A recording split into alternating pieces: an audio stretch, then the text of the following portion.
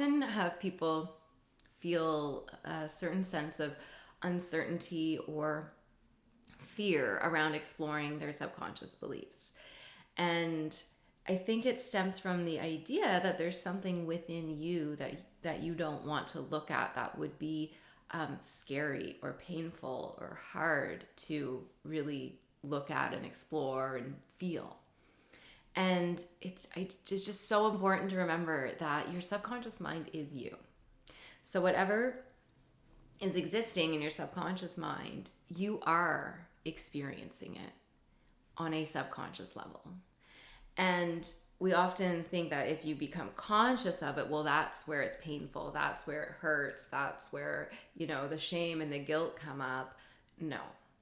The shame, the guilt, the pain, the anger, that's already living within you based on various experiences and beliefs you've created.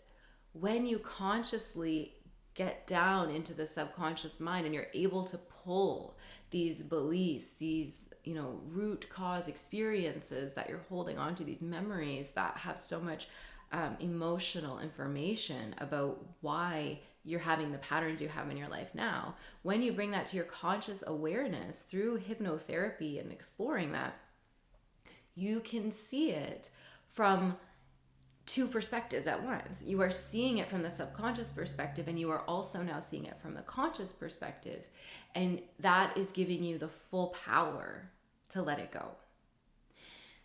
When they're in when our beliefs are just existing subconsciously beneath our awareness, we don't have that power or ability to change it because we don't know what it is. We can't really work with it because we're not aware of it, but we see it.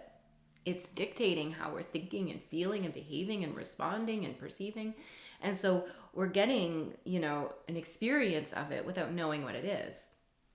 Conversely, when we do things like cognitive behavioral therapy and things like that, which I'm not saying is, not effective, but it is a conscious assessment of what's going on and making meaning from a logical perspective, which can be helpful, but it doesn't always get all the way to that deep, nuanced emotional root. And so when you consciously use your conscious awareness to relax down into your subconscious mind and to ask questions and to explore and to allow what comes up to come up and feel it and process it and make meaning and understand it, that's when you really let it go and are free of it. That's when you're in your full power to make change.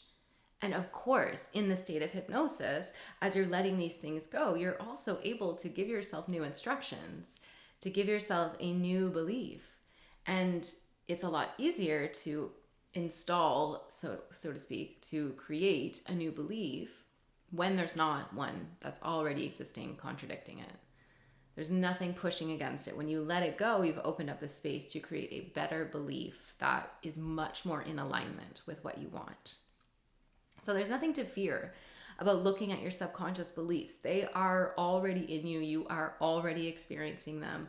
The worst of them, like the worst they can do, is already what they're doing. So you don't have to be afraid to see them for what they are. It's just like, a shadow in the dark. When you turn on the light, you realize, it's never as scary as you thought it was going to be. So if you'd like to work with me, you can book a free consultation to chat about that. Otherwise, I'm wishing you all the very best. Take care.